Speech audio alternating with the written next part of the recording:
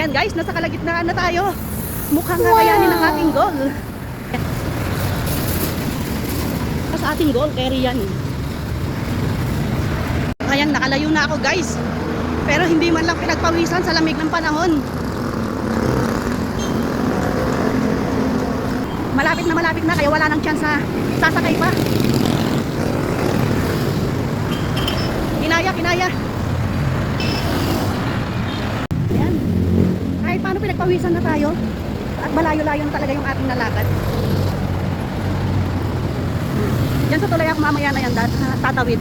Para sumakay ng jeep dito. Ayan, layo rin na magiging sakayan. Kasi mahirap naman na dadaretsuhin pa natin ang pag-uwi.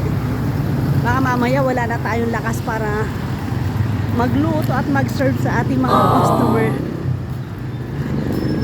At lalo na at multitasking all around tayo. What?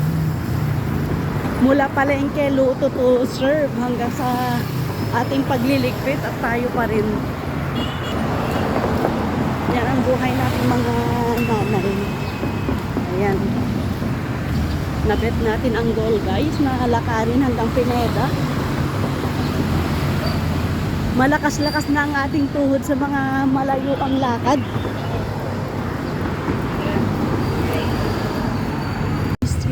Yung goal natin na maglakad hanggang palengke, nabet natin. At nasa palengke na tayo ng Pineda. Ayan guys, legit na yung ating lakad. Ayan, medyo pinagpawisan na tayo. Nakarating na tayo ng palengke na naglakad lang. Ayan. Vlogger yan si ate. I-add mo ko para i-follow kita. Weh!